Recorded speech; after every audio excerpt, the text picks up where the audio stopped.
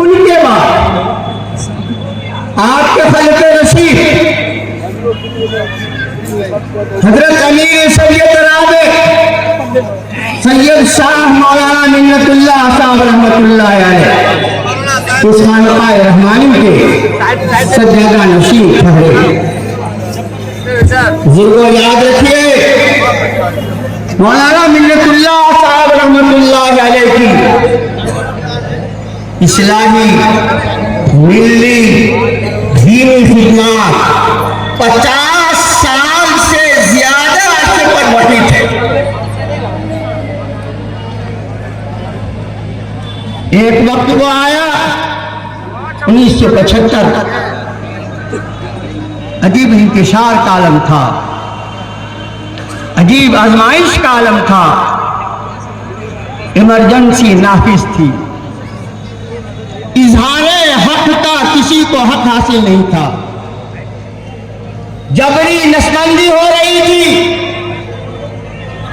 उलमा भी कांप रहे थे कि अगर हुकूमत के खिलाफ जबान को खोले तो जेल की सलाखों में रहना पड़ेगा। लेकिन कुर्बान जाइए, हजरत मौलाना मिन्नतुल्लाह साहब रहमतुल्लाह अलैह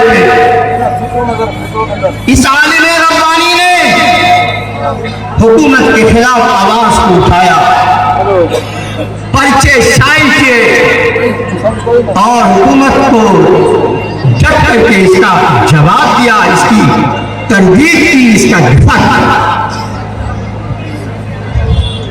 ये मैं नमूने के तौर पर पेश कर रहा हूं। आपके खलीफे रशीद हजरत मौलाना वली साहब रहमतुल्लाह अलैह अमीर सैयद साहब ये सजादा नशीब। अल्लाह ने आपकी जात से भी बड़े बड़े काम किए। एक वक्त ऐसा आया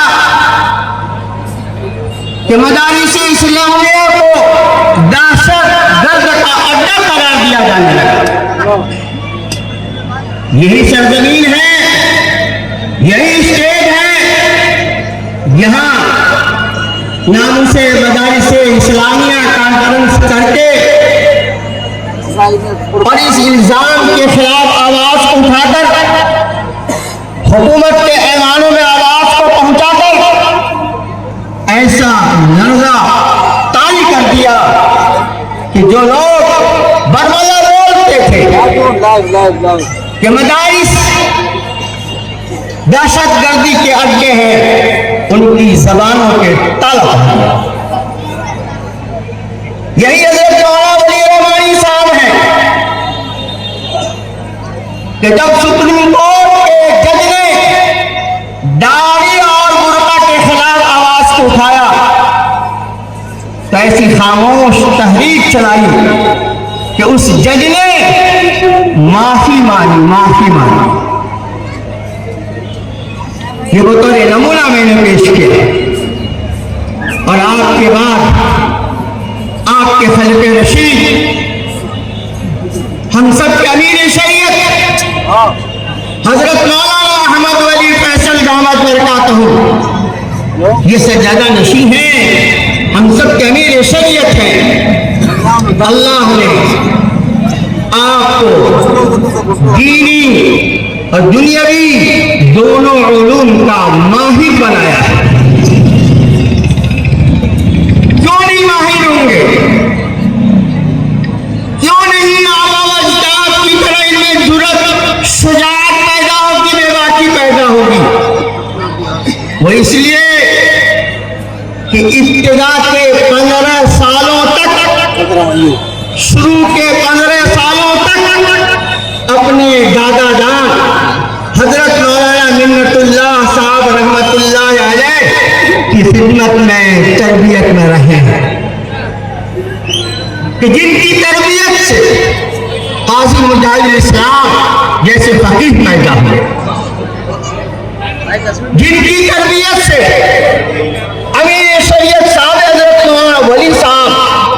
शख्सियत पैदा है। जाहिर है उन्हीं की तरबियत में हमारे मौजूदा मीर शरीयत भी रहे। इसलिए गैर मामूली असर है दादा जान का आप पे। वही जुर्रत है, वही बेबाकी है, वही तदब्बुर है, वही हकीमाना उसलूब है। उसी अंदाज से मिल्लत का काम कर रहे हैं। ऐसी तलब, ऐसी जिद कि इमारत शरिया को भी इस्तेहकाम बख्शा और दारुल क़ज़ा वहाँ बढ़ाए गए। आपकी इमारत में स्कूल इमारत शरिया जा बजा कायम किया गया। जामे रहमानी में शोए जात का इजाफा हुआ और फिर वक्त के मसले में और यूसीसी के मसले में जो इन्होंने तहरीक चलाई पूरे हिंदुस्तान में अब चला रहे हैं और इंशाअल्लाह चलाते रहेंगे। ऐसी तहरीक किसी ने नहीं चलाई। बुजुर्गों, खुलासा ये है कि वो खानवादाए रहमानी है, ये वो खानदान है कि जिनका ताल्लुक खानदान नबूवत से मिलता है। इनका सिलसिले नसब शेख अब्दुल कादिर जिलानी रहमतुल्लाह अलैह से मिलता है। ये खानवादा रहमानी ये वो खानवादा है कि हमेशा शरीयत और तरीक़त के लिए गामज़न रहा है और फिर भटके हुए इंसानों को राह रास्त लाने की कोशिश की है। इस खानवादा रहमानी के आबा व अजदाद में बहुत बड़े बुजुर्ग गुजरे हैं। शाह अबू बकर सिंधपोश रहमतुल्लाह अलैह जो इराक से मुल्तान, मुल्तान से हिंदुस्तान आए 400 साल पहले। बड़े अजीब बुजुर्ग थे, तसल्लुफ़ाते अजीबा, करामाते गरीबा के मालिक थे। उन्होंने फरमाया था, आज भी उनका ये मक़ूला ये कौल मौजूद है कि मेरी नस्ल में क़यामत तक विलायत चलती रहेगी। मेरी नस्ल में क़यामत तक विलायत चलती रहेगी। बुजुर्गों, ये सिलसिला कहीं से टूटता हुआ नजर नहीं आ रहा है, न इंशाअल्लाह क़यामत तक टूटेगा। शाह वो तशरीफ लाए, उनकी नस्ल में शाह गुलाम मुस्तफा वो अल्लाह के वली हुए। उनकी नस्ल में शाह गुलाम गौस अली वो अल्लाह के वली हुए।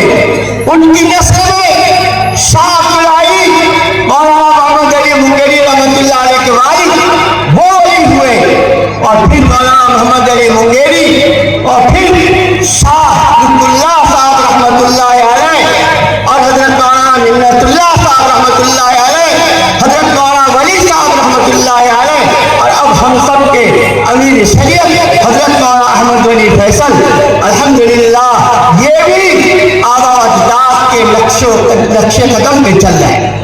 इनके अंदर अल्लाह ने वो विलायत रखी है और इंशाअल्लाह ये सिलसिला चलता रहेगा।